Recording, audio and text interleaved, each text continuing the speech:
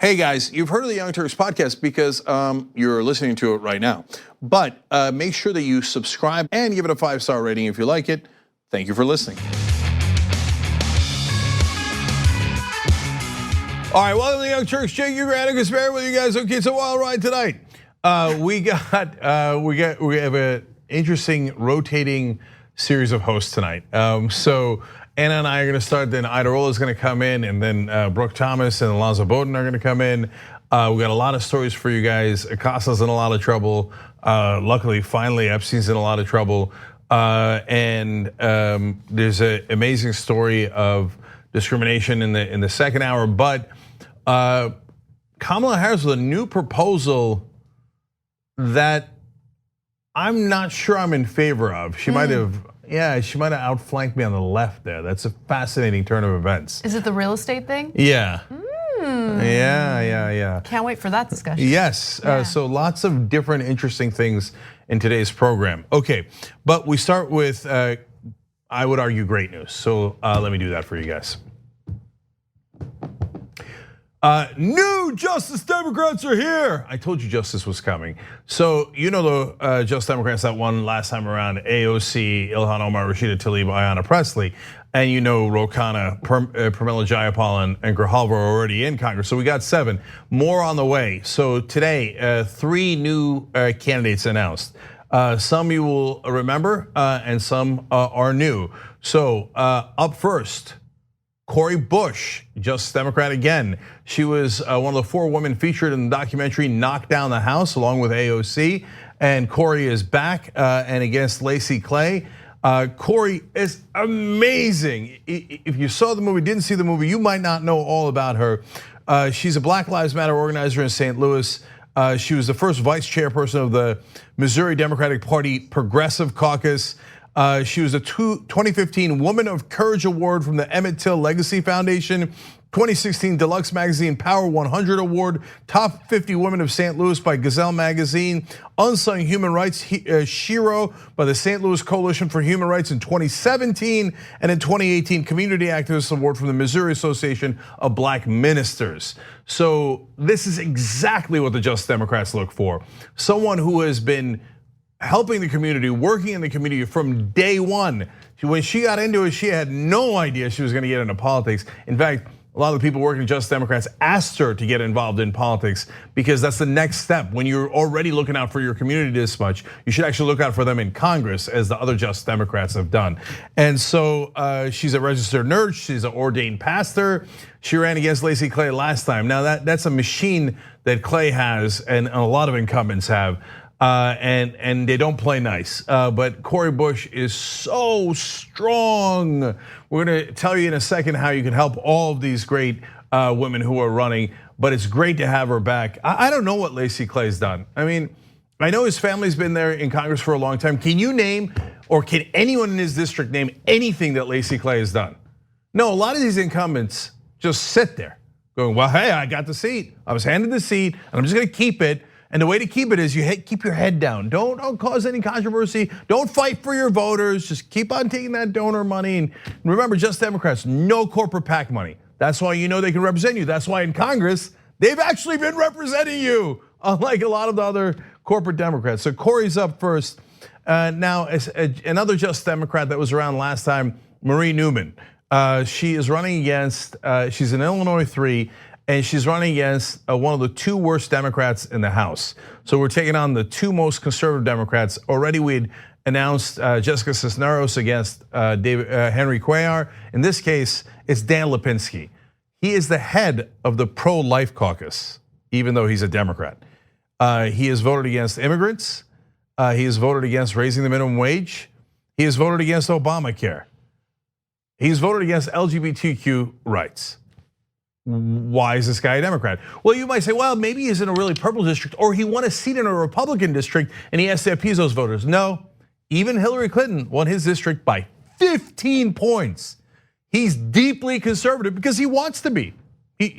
And so are the voters in that district anywhere near that conservative? Nowhere near it. The number one problem is people don't know. They think they see a D next to Dan Lipinski's name and think that, oh, he's a Democrat, he must be a progressive. No, he's deeply conservative. He's got to go. She almost beat him last time.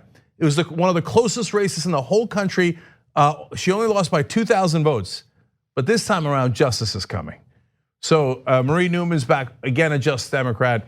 I'm just gonna tell you right now before I even give you the rest. There's one more. JustDemocrats.com/July slate is you go how you support these folks. JustDemocrats.com/July slate. You could do that. We'll put a link down below if you're watching this later on YouTube or Facebook. Now, a new Justice Democrat.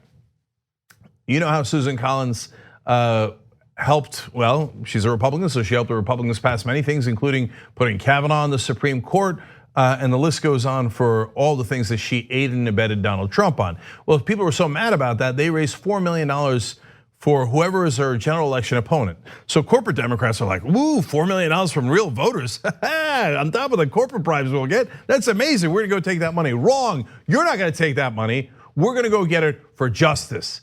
And the candidate for the Just Democrats is Betsy Sweet. So now Betsy Sweet, another amazing woman. Let me tell you about her. She was executive director of the Maine Women's Lobby. In 2017, she wrote and helped pass the first Family Medical Leave Act in the country. She helped create the first clean election system in the country in Maine. She created the Civil Rights Team Project that is now in over 400 schools. These are the kind of people who should be representing you. Susan Collins always brags, hey, once in a blue moon, I vote with Democrats. I'm so moderate. And the rest of the media is like, oh, moderate Susan Collins. She once voted against Donald Trump and once voted against George W. Bush. Not nearly good enough. No way, get out the way, get out the way. Here comes Betsy Sweet. So everybody, these are wonderful candidates. You gotta go support them because they're not taking corporate PAC money. So justicedemocrats.com/July slate, okay? And you can go to their individual websites as well. And I think that we are gonna have a whole new day in Congress because imagine what all these women can do on top of what AOC and the others are doing. Imagine if it's only 7 of them in Congress. Now all of a sudden you got these 3, you got Cisneros, and so many others. Jamal Bowman running against Elliot Engel in New York. Go to justdemocrats.com, find out about all the Just Democrats, and more are coming. So justice is headed over to the House and to the Senate. And I can't wait if on the night of the election in 2020, not only do we take down Donald Trump, I'm also dreaming of taking down Mitch McConnell, but we put in all these Just Democrats in the House and the Senate. That's how you get change. Because look, not only will we have more votes in those places for Medicare for all, Green New Deal, all of these folks agree with that, okay? Agree with all these progressive reforms. But on top of that, let's be real, let's be honest. We will have scared the bejesus out of the incumbents. And so all of a sudden, my guess is they're gonna find Jesus, or at least the progressive version. Well, Jesus is the progressive version. They're gonna go, oh yeah, I meant Medicare for all. I meant Medicare for all. So send them a message, make sure these strong, brave women fighters get into Congress. All right, so we have some other news. Okay. By the way, that was awesome. Super exciting and inspiring, especially seeing all those strong women speak truth to power like that, so. Yeah, look, I think Betsy Sweet has an excellent chance of winning. I think Marie Newman is the favorite. We lost so many last time around too. We had wonderful, amazing victories, but we also lost a lot. So I fear saying that Marie Newman's the favorite, but I really, my political analysis is that she is. Yeah. And so getting more of these super strong progressive women in. It's so important, especially considering this next story that we're gonna do, because it's certainly related. Yeah, and one last thing about Corey. I know, sorry. I hear the control room. All right, look, the Lacey Clay just sitting there doing absolutely nothing, and he thinks, and he won by a wide margin last time. I'm going to keep it real, okay? But so he thinks, I got this. I don't have to worry about Cori Bush. Oh, community organizer, Black Lives Matter organizer. Lacey Clay's like, I'm already African American and I'm the incumbent, so I don't have to worry about it. No way, Clay. Oh, hashtag no way, Clay. Well, look. Where there's a will, there's no Clay. That's pretty good. Okay. All right. Now, here's why we need him. All right.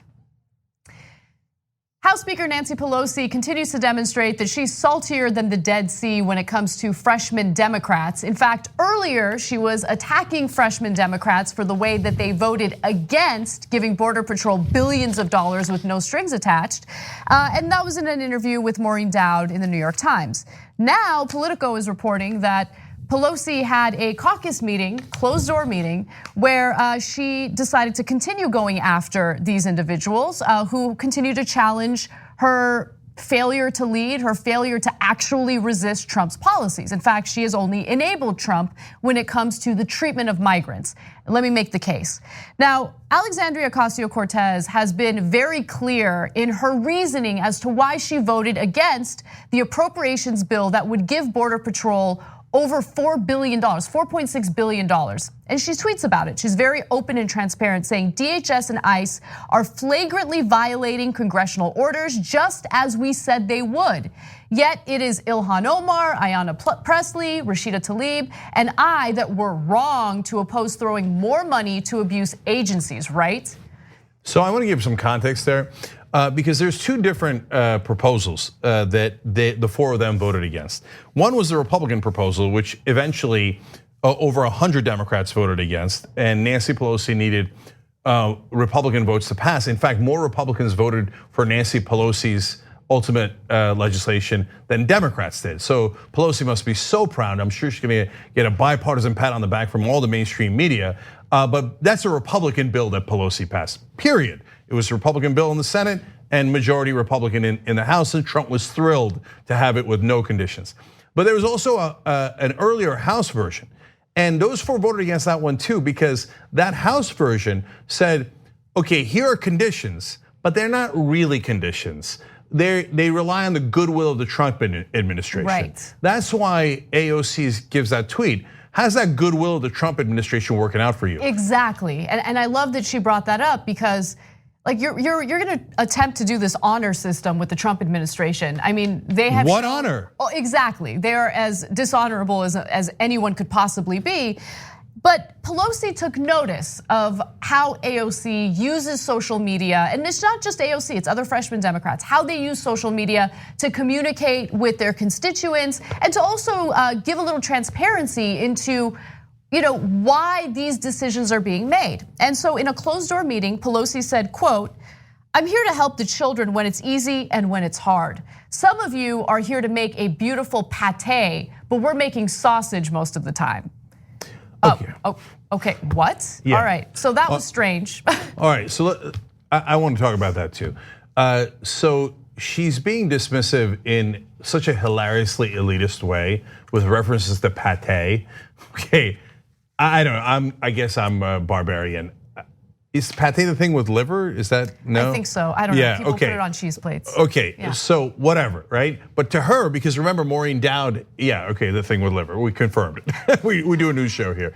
Okay, so the Maureen Dowd interview where Nancy Pelosi also took pot shots at AOC and other Just Democrats, Maureen Dowd was like, she's holed away in her bunker in her vineyard at Napa Valley.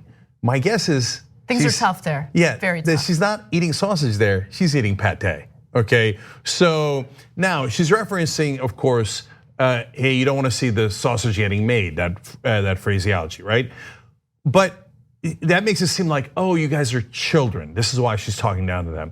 Like, oh, sure, we'd all love to have our version of the bill, but I don't know if you know this. We have to compromise here to get things done in Congress. No, it's if I hear one more unbearable coward Democrat say that, as if they're like in their patronizing, demeaning way, not only to us, but now to the young freshman minority congresswomen. Like, oh, you might not know this, Alexandria Ocasio-Cortez and Ayanna Pressley, but here we're making sausage, and there's other people. Of course they know that. Of course we all know that. Stop being patronizing. It is unbearable. The question, and my question back to you, because apparently you don't know anything about how to actually get things done, Nancy Pelosi, is do you know that if you actually stood up for your own position, especially when you have leverage and you could control one of the branches of Congress, that you might actually be able to get concessions for your own side. But here's the thing, Cenk.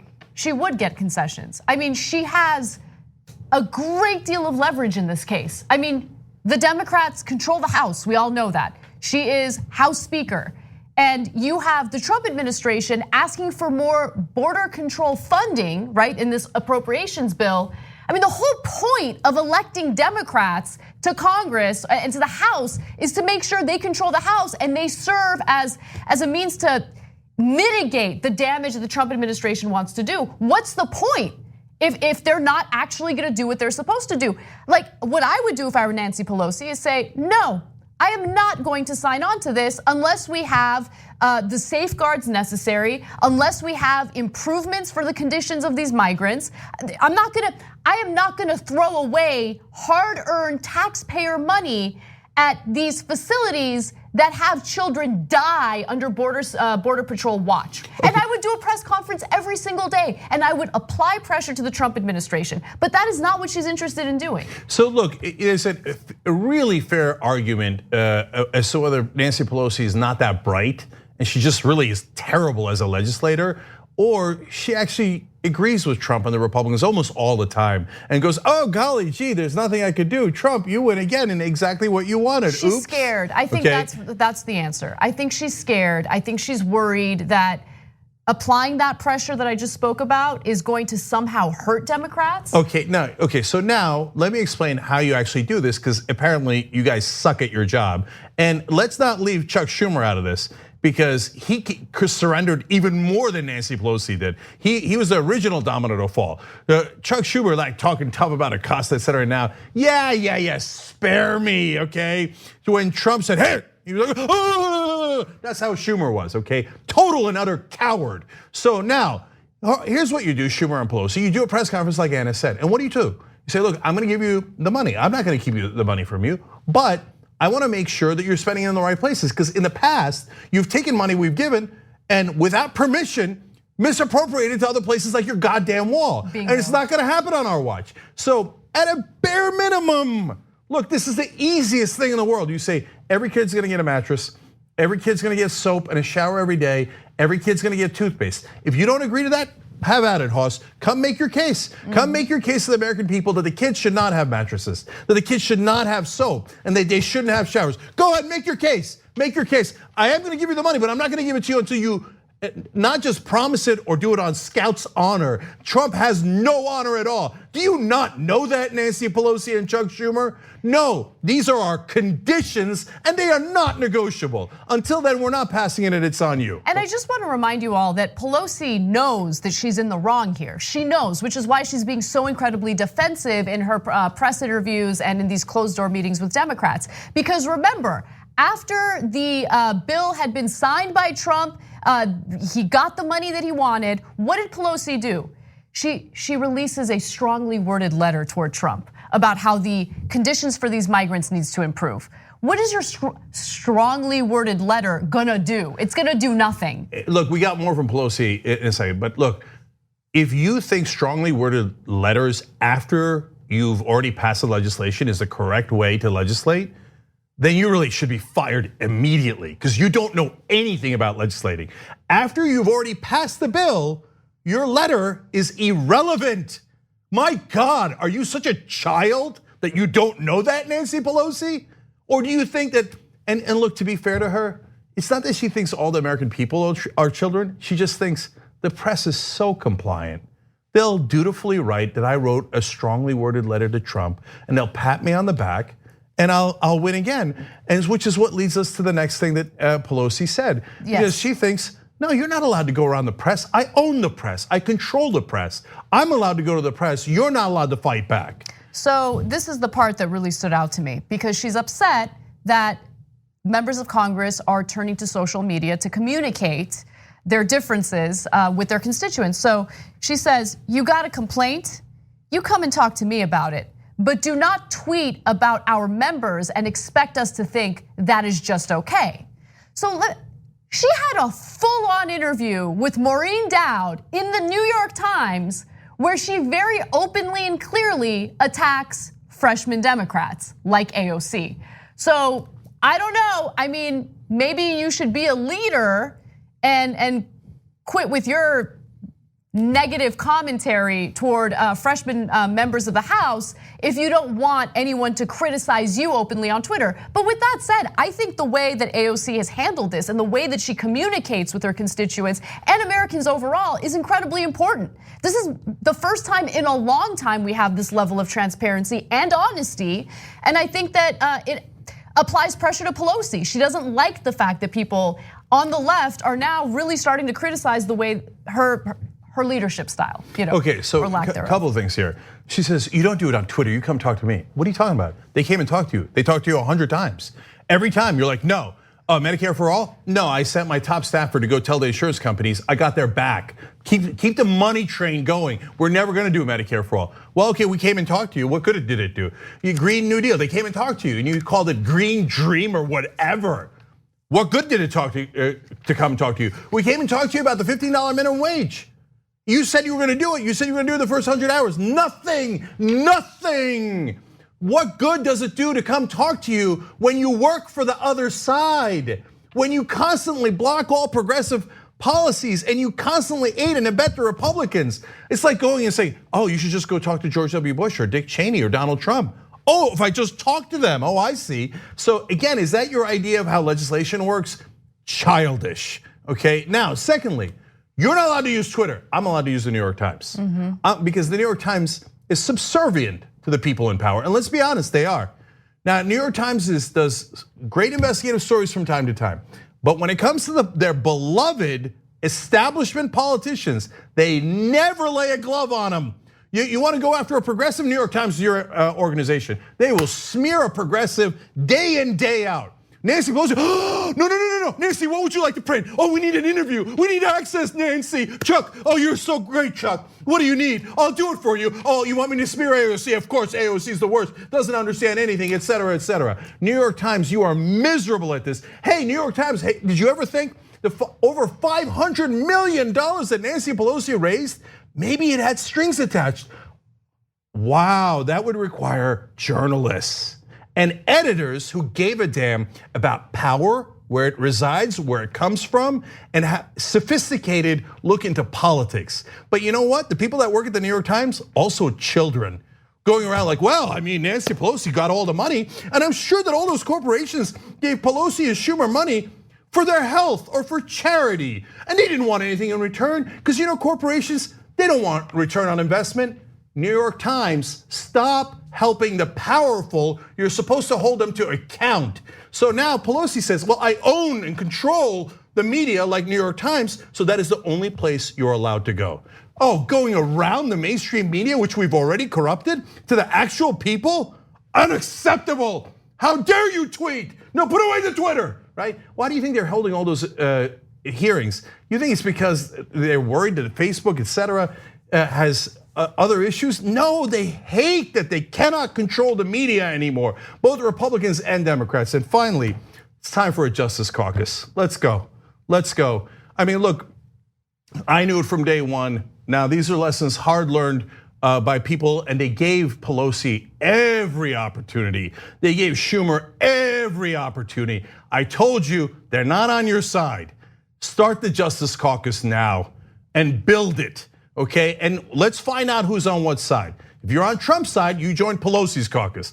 If you're on the side of progressives, you join the Justice Caucus.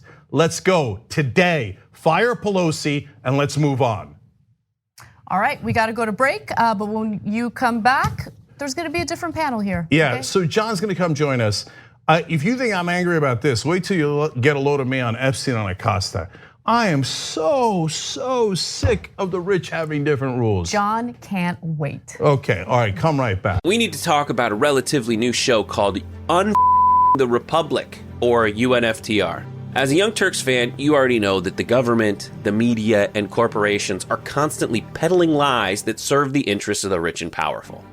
But now there's a podcast dedicated to unraveling those lies, debunking the conventional wisdom. In each episode of the Republic, or UNFTR, the host delves into a different historical episode or topic that's generally misunderstood or purposely obfuscated by the so-called powers that be, featuring in-depth research, razor sharp commentary, and just the right amount of vulgarity, the UNFTR podcast takes a sledgehammer to what you thought you knew about some of the nation's most sacred historical cows. But don't just take my word for it. The New York Times described UNFTR as consistently compelling and educational, aiming to challenge conventional wisdom and upend the historical narratives that were taught in school. For as the great philosopher Yoda once put it, you must unlearn what you have learned. And that's true whether you're in Jedi training or you're uprooting and exposing all the propaganda and disinformation you've been fed over the course of your lifetime. So search for UNFTR in your podcast app today and get ready to get informed, angered, and entertained all at the same time.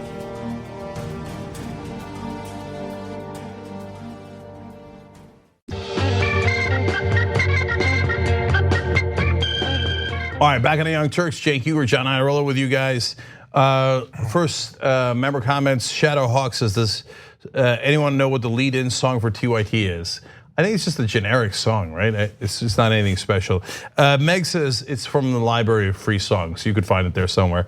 Meg says, hell yeah. Special. Yeah, believe me, it's free. Okay, Meg says, hell yeah, Cory Bush. Beckdo71 says, I live in Washington State and even I'm sick of Susan frickin' Collins. Come on, man, get her out. So remember to promote those guys, support those guys, justdemocrats.com/July slate, okay? And then Hangry Skywalker says, saltier than the Dead Sea. Ha ha ha, the show may or may not have peaked already. Okay, it has not. By the way, we've got these rotating hosts today, which are kind of fun. Anna comes back in the last half hour. That's obviously the post game for the members. It's Anna, Alonzo Bowden, and J.R. Jackson in the last half hour for just the members. TYT.com/trial to become a member and check that out. Speaking of which, the Stone Buddha writes it on Twitter, stuck in Seattle traffic, at least I got TYT live. That's awesome. You can get the app, you can get it anywhere, anytime. Laura Gelazuna says the population of the US is around 50% women, so why isn't Congress made up of 50% women? Laura, we talked about this in the post game yesterday. That's again the last half hour of the Young Turks. Women are coming, and I think they are going to absolutely dominate over the next 20 to 30 years. So forget 50%. Business executives, Congress, etc. I think you could say it's crazy. I don't think so. It's going to be more than 50% women. Now I know it's a long period of time, but I truly believe in that. Tucker Carlson just had a heart attack. I know, and I'm thrilled about it.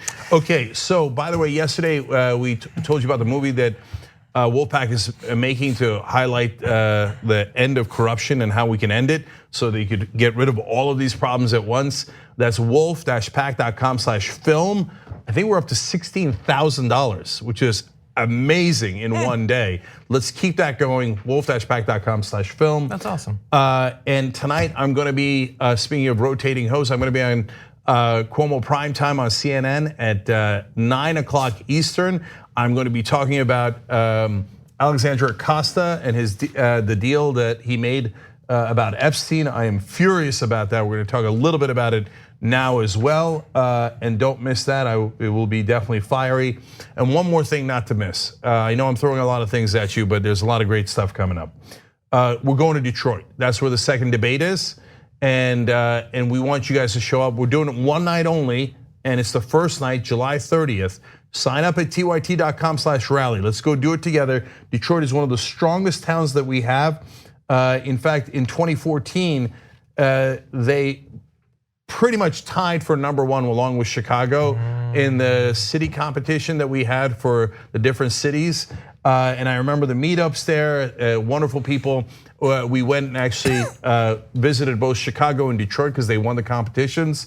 And then someone even did what's called a peep diorama, which sounds dirty but isn't. It was great. Yeah, actually. Of the TYT studio. So Detroit is an awesome TYT town. Okay, and you see how it says TYP for peep? I love that. Okay, and so make sure that you come join us in Detroit, whether you live in Detroit, anywhere in Michigan, or anywhere in the surrounding area. We need a huge turnout. Last couple of times, Bernie has at least stopped by both times. We've had a number of candidates that came by and spoke, some Justice Democrats, etc. So it's going to be fantastic. Go to tyt.com/rally, and on July 30th, I will see you there, and so will John, because this time John Iadarola coming to Detroit. So that's the idea. Detroit, watch out. Here comes Johnny Pie. Yeah, let's see if we can get some more people to sign on to the Progressive Economic Pledge. Because I just checked again, and it's at 4. And there are some names that there is no understandable reason why they have not signed on yet. The presidential candidates, yes. Bernie Sanders, Elizabeth Warren, Marianne Williamson, and Mike Gravel have signed. And so were AOC, Ro Khanna, Jamie Raskin, a lot of wonderful progressive groups, and more is on the way. And over 25,000 of you have signed, and that's at tyt.com/pledge. Keep that going. Trust me, man. Yeah, that gets to 100,000. That's gonna get everybody's attention. 100,000 voters in the primaries. Every politician will be interested in that. And right now, it is a good question as to why some of the candidates have not signed. Come on, Delaney. Well, Delaney's fairly clear, fairly clear. But others I'm very curious about. So go to tyt.com/pledge to make that happen, okay? Let's go get them. Okay, let's go get you were talking about Costa? Might give you a chance to talk about it a little bit. The ongoing and developing Epstein legal drama has dominated the news this week. And unfortunately, in terms of what's going to happen, we don't have much new there. But people are re-digging into some of the fairly disgusting details of what he's been up to the past few decades. And thanks to the case once again being in the national spotlight, we also have a new accuser, which we're gonna get to in just a little bit. First, we do have all of his high profile friends fleeing for the hills effectively, saying they didn't know him as well as they're rumored to have. They didn't necessarily like him if they did know him. And Donald Trump is certainly one of the most high profile examples of that, because as you've probably heard this quote before, he was quoted in 2002 saying in New York Magazine, "I've known Jeff for 15 years, terrific guy. He's a lot of fun to be with. It is even said that he likes beautiful women as much as I do, and many of them are on the younger side." Is just creepy in so many different ways. And so because of that, and because their picture's been taken together, and Epstein claims that he was responsible for Trump getting together with Melania in the first place, both of their numbers were in his black book when that was revealed a few years back. People want more details, and we're getting them, and they're pretty disgusting too. So there's some new reporting, the New York Times, talking about a party that Donald Trump went to with Epstein. And so Trump in 1992 directed a Florida businessman, George Heraney, who would later accuse Trump of sexually harassing his former girlfriend and business partner, Jill Harth, that's a separate story, to organize a members only calendar girl competition at Mar-a-Lago. After Heraney arranged to have some contestants fly in, he told the Times in an interview Monday, he discovered that there would be only 2 attendees. At the very first party, I said, "Who's coming tonight?" "I have 28 girls coming. It was him and Epstein," Heraney recalled. "I said, Donald, this is supposed to be a party with VIPs. You're telling me it's you and Epstein?" And indeed it was. So they had a big group of more than a couple of dozen girls, and just those two having fun times and appreciating beautiful women, some on the young side perhaps. Yeah, so listen. That's all the details we have. Yeah. Oh, one added wrinkle before you jump in. While Trump is now saying, I didn't approve, not a big fan of him at the time. He said he was a terrific guy. Heraney, at least now, is saying even back then, Heraney was worried about Epstein. He said he pretty much had to ban Jeff from my events. Trump didn't care about that. So that goes to the same thing that the Donald Trump quote goes to. They knew back then. Donald Trump doesn't go around saying, man, Jeff Epstein likes girls young, when for no reason.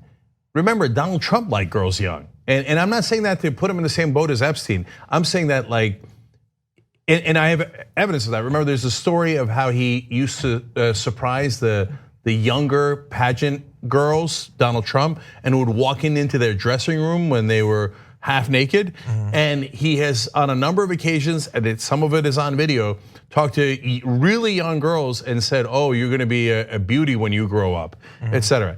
If Donald Trump is saying that Epstein, who he knew really well back then, likes girls really young, man, that means he likes them really, really young. Yeah. And they all knew. He said, Trump once joked around about how he went to a pool party at Epstein's place, or he went to Epstein's place and there was a bunch of kids in the pool, and he's like, "What'd you get, like a Something like, you have that? So this is coming, unfortunately, from a book by Roger Stone. But he said that Trump visited Epstein at his Palm Beach home and later seemed to joke about the scene of underage girls he witnessed there, saying the swimming pool was filled with beautiful young girls. Trump apparently told a Mar-a-Lago member, "How nice, I thought, he let the neighborhood kids use his pool." Now remember, Roger Stone is not saying this as a criticism of Trump, who he is great friends with, or necessarily even of Epstein. He's just saying, hey, these are my buddies, and Trump said this about another friend of his. Oh, he let the neighborhood kids use his pool. No, they know why he let the neighborhood kids use the pool, so he could molest them. They all knew. And people who were decent back then would ban him from events because he was a predator. Trump, on the other hand, thought that's my kind of guy. Hung out with him, went to parties with him, invited 28 calendar girls to party with him. These guys are all scum. Yeah, and look, I was very clear this morning when we talked about this in the damage report that all of this looks really bad, but we don't know anything for sure. And in all likelihood, I mean, we know how difficult it's been, how many attempts it's taken for Epstein to have any real legal consequences.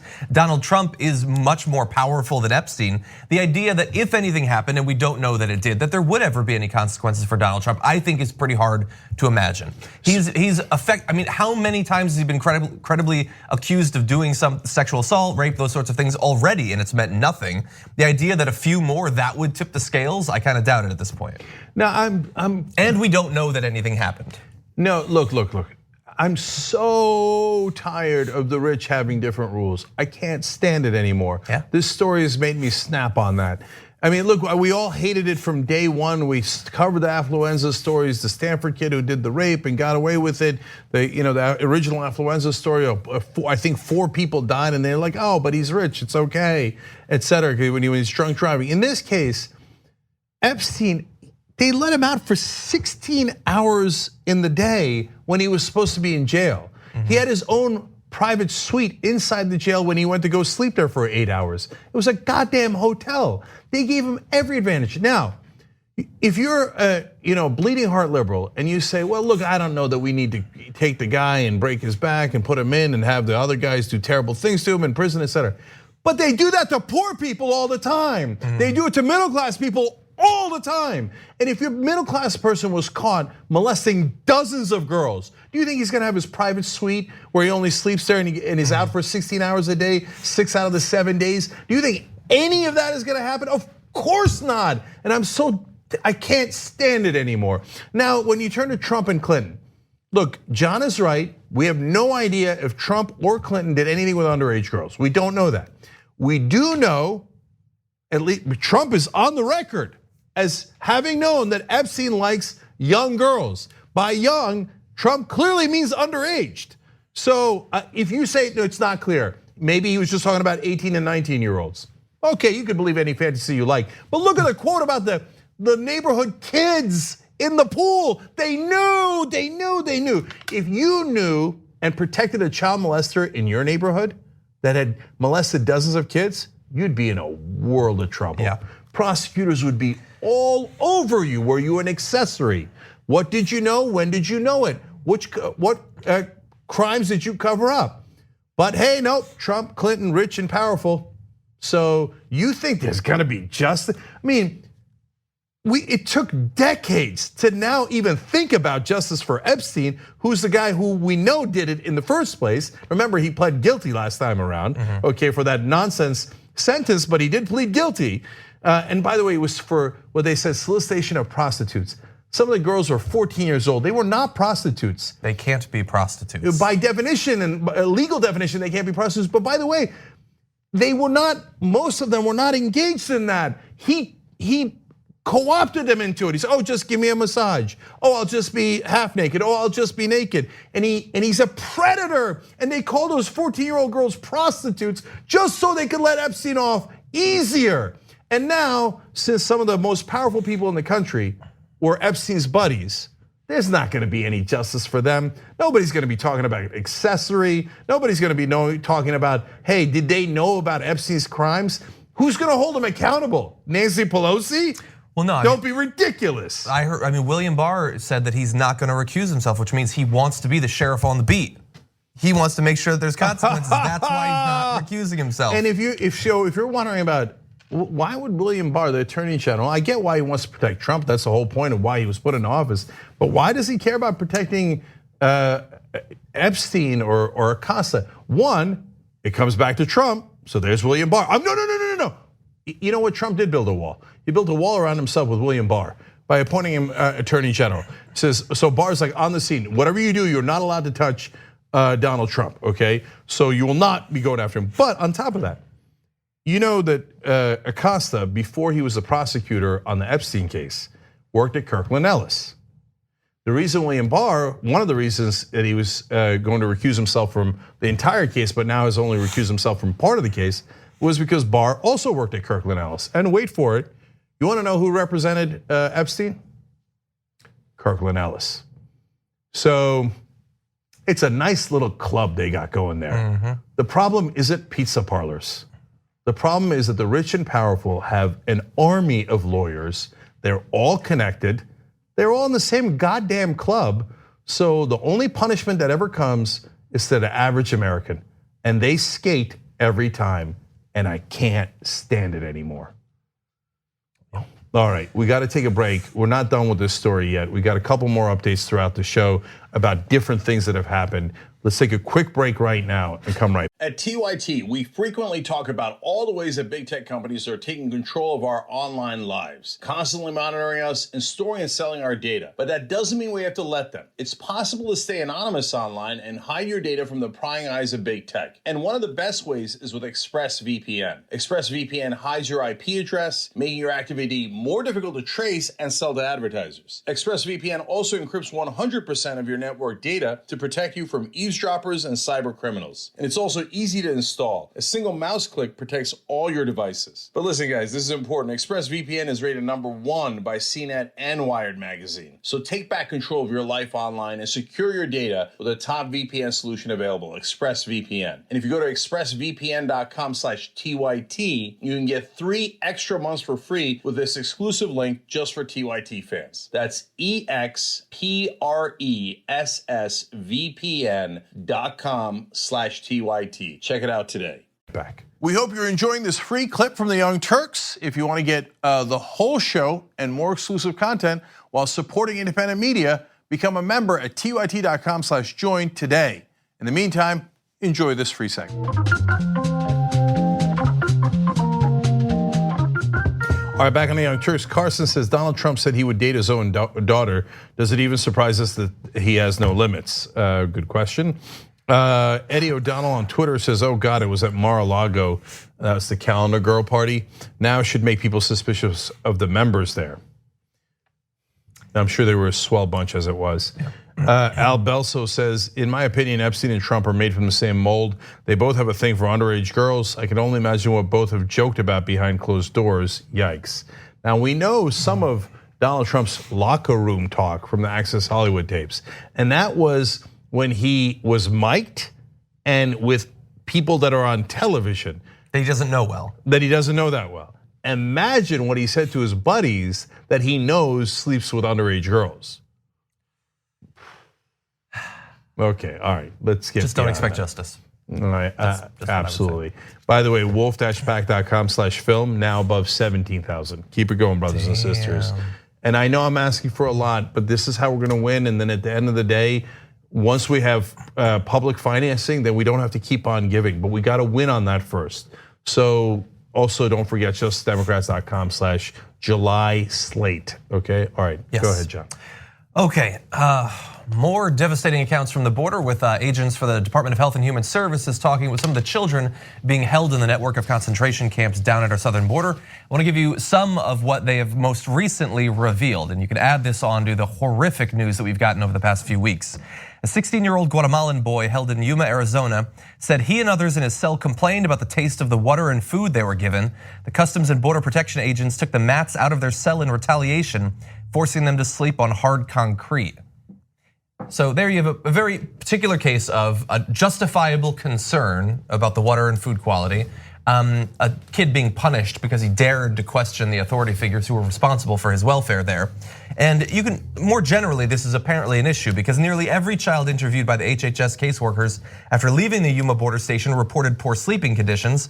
A 17-year-old boy from Guatemala reported having to sleep outside, even though his clothes were wet from having recently crossed a river, likely the Colorado River. So if you dare to arrive needing to be warmed up and get new clothes, they're of course not gonna do that. In fact, they might make you sleep outside. And once you get in, even if you have a mat, you best be on your best behavior or else you might lose it. Yeah, there's a couple of things here that, I mean, of all the different horrible things that really shook me, 15-year-old girl from Honduras described a large bearded officer putting his hands inside her bra, pulling down her underwear and groping her. But not only that, she said he was speaking English and there were other officers around and they were all laughing. So, you know, they talk about a few bad apples, but it isn't about whether they're good or bad apples. It's the culture that comes from the top. Do you treat these kids with dignity and respect, even if they're not, even if you think they're not even going to win their asylum cases or they're going to be sent back? Or do you treat them like prisoners and like dirt and like animals because the president told you that they're like criminals and rapists and animals and a virus and all the horrible, horrible things that he has said? And then the other one that struck me was, now I'm quoting NBC News here, one child wore soiled underwear for 10 days. He was in the border station because he was afraid to ask the officers for a clean pair. So a lot of the kids reporting they were scared to death of the officers. And so that's the only reason why you wouldn't ask for a clean pair for 10 days. More reports, a lot of the kids saying, first of all of them, this is a fact, they don't turn the lights off at night.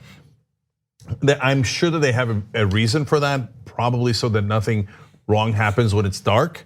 But that's not how humans sleep. So the kids have incredible trouble sleeping, plus they're on the concrete floor. And on top of that, some of the officers would come and kick some of the students during the night. So what are we doing here? I mean, so then they criticize AOC for calling it a concentration camp. The fish rots from the head down. You set a culture of abusing and these kids and instituting cruelty by definition. Yeah, in some of the other accounts, they're yelling at kids for going near windows, swearing at them. Last week, it was revealed that a man, I guess who they had an issue with, they had a sign that they wrote in Spanish, "I like men," and made him march around the facility in front of everyone else with it. And it goes to the argument that AOC has been making after some of the criticism of her for daring to vote against the Senate bill. Of all the things that we've talked about, which of those would be fixed if they had more money? If that facility had $10,000 more, would they have not tried to shame the guy for, he's not even gay, but if he were gay, like that's funny, you march him around to shame him, or you make the kids sleep outside. Is that a money thing? That they would have given the kid underwear and not been scary if they had had more funding? So if you don't believe us, well, let me quote one of the most conservative Republicans in Congress, Matt Gaetz. He's also one of the biggest defenders of Donald Trump, but apparently still human, because he went to Yuma, where this is the detention center where these stories are coming from. And he said, quote, "The human condition that I observed in Yuma was the worst state of human condition I have ever seen in my life." Now, he didn't say that like, oh my God, we had a border at the crisis and we got to keep these people out. No, he clarified. He said, and look, he put it in a right-wing framing. He said Homeland Security agents that were dealing with the conditions that they had not trained for, that they were not equipped to handle, and they were doing the very best they could under terrible circumstances. So he's definitely talking about the conditions. And he said it's the worst he's ever seen in his life. Yeah. So the best case scenario is Donald Trump's administration is so incompetent that they didn't train or equip those officers, and that is why they have created the worst conditions that Matt Gaetz has ever seen in his life for those kids that are being detained in these detention centers. Final thing, look guys, if you're a conservative, is there another path? Like, does that mean, okay, you let everybody into the country and they're, as Trump says in his maniacal, ridiculous way, then we don't have any borders and we don't have any country? No, you could actually be, in a sense, tougher without being cruel. So here's another path, not a progressive path and not a path I'm in favor of. But you could say, hey, you know what? Since we know we're going to be really tough in sending people back, what we're going to do is we're going to prepare ahead of time. Now, it doesn't mean we have to be cruel. We're Americans, and we're, and for evangelical Christians that voted for Donald Trump, we're Christians. We do the right thing. We do what Jesus would do. So what we're going to do is we're going to spend some extra money on mattresses and all the things that you would need. Like, these are not complicated things: soap, toothpaste, etc. Change of clothes for these kids, and we're going to spend money on extra judges. You know why? Because we're going to process them quick. And if most of them fail their asylum hearings, which by the way normally happens under all administrations, Republican and Democrat, then we're going to send them back, and we're going to send them back as quickly as possible. But while they're here, we're going to treat them great. You know why? Because we're Americans. Now, you could have done that, and that would arguably be more conservative. But Trump didn't want that. He wanted the cruelty. He said it in his words, and he did it in his actions. And it doesn't look like he lost any Republican voters because of it. So what does that say about you if you don't want to do it the humane way? And that's still very conservative. Does that mean you kind of like it this way? And if you do, you've even shocked Matt Gaetz's conscience. Yeah. So I don't know if you have one. It's looking really bad. A couple more reports like this, and Nancy Pelosi might have to give him $5 billion more. Not the hill for us to die on, I guess, though. Shouldn't fight back on this. I can't wait for the Democratic leadership to tell me what's the hill we die on, or when do we not keep our powder dry. I'm looking forward to it.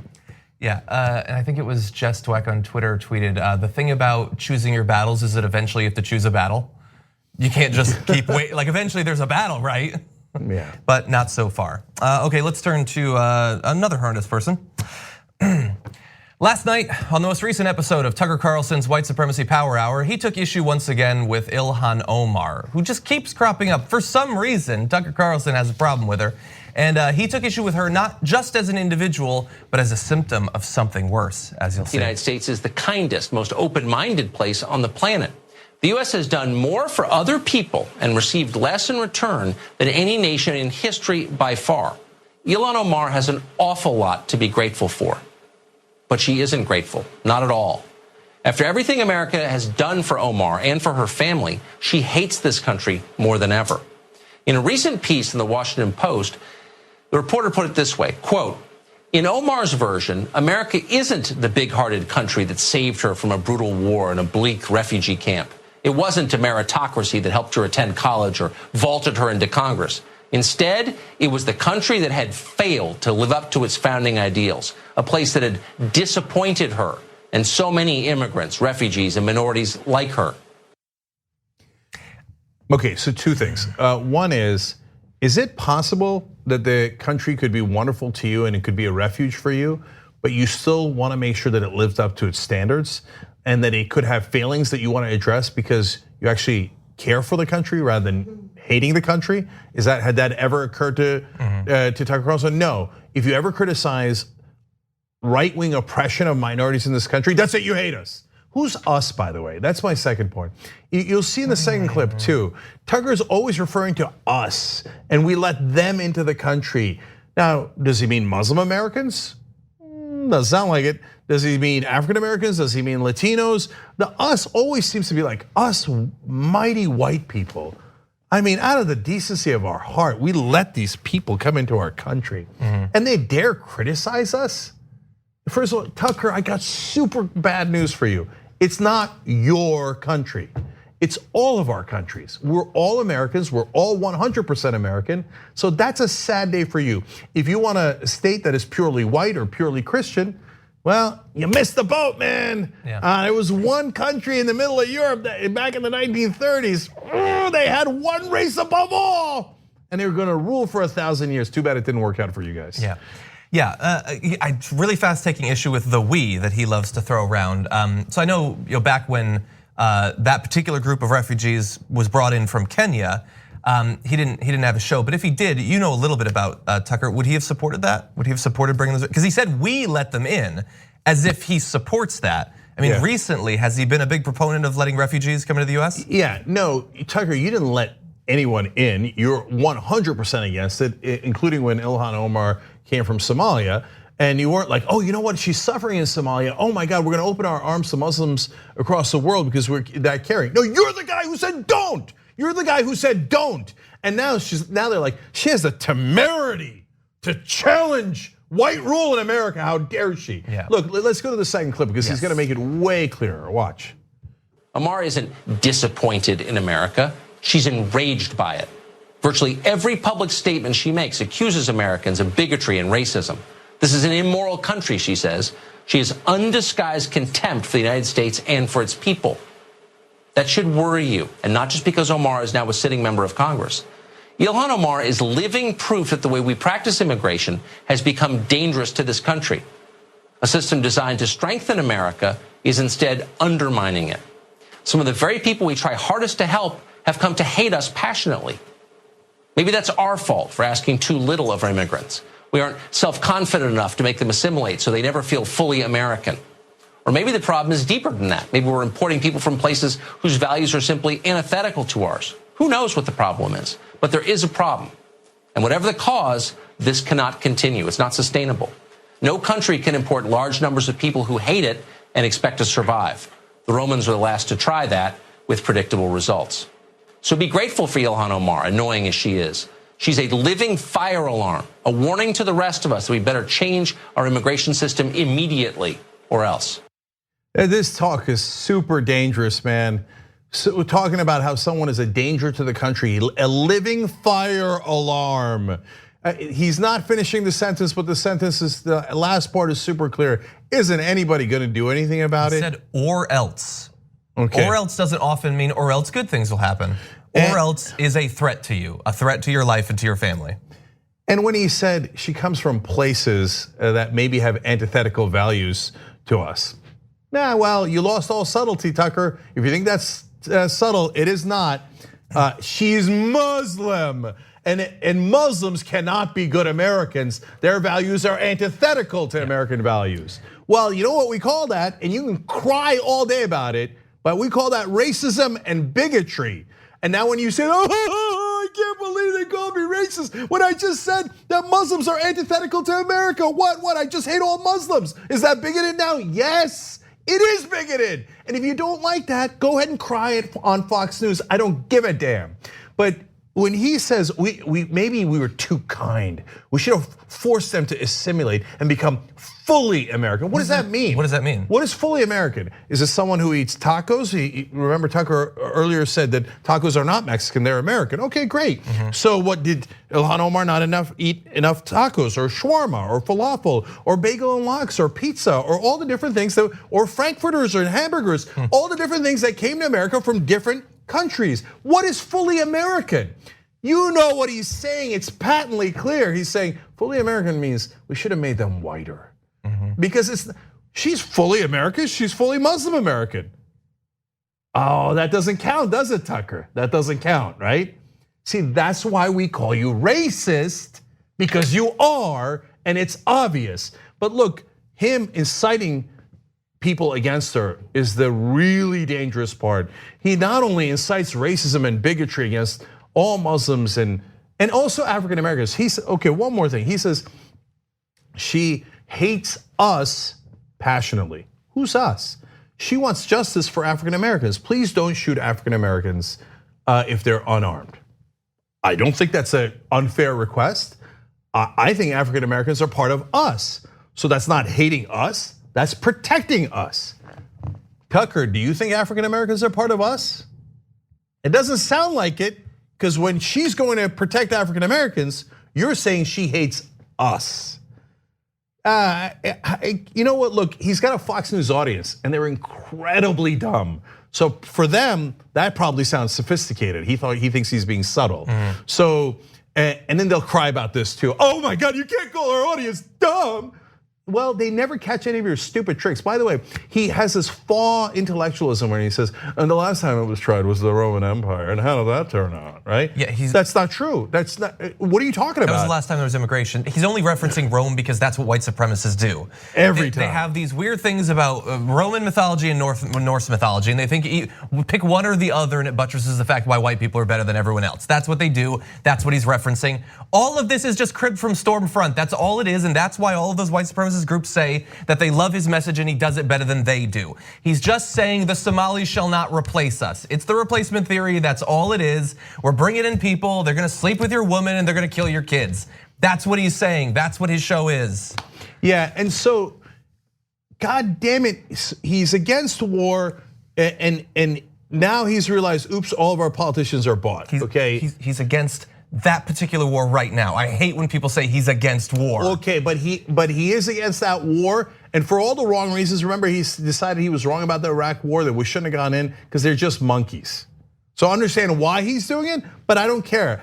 But he makes it impossible to agree with him when he's such a blatant racist. And again, the guys who are always like, how dare you criticize us, but we are mighty and it is our country and we let you in, etc. The minute you point out the things that are obvious about what they're saying, they're like, he called me racist. Yeah, I'm done with it. You hate Muslims, it's super obvious. You're a total bigot.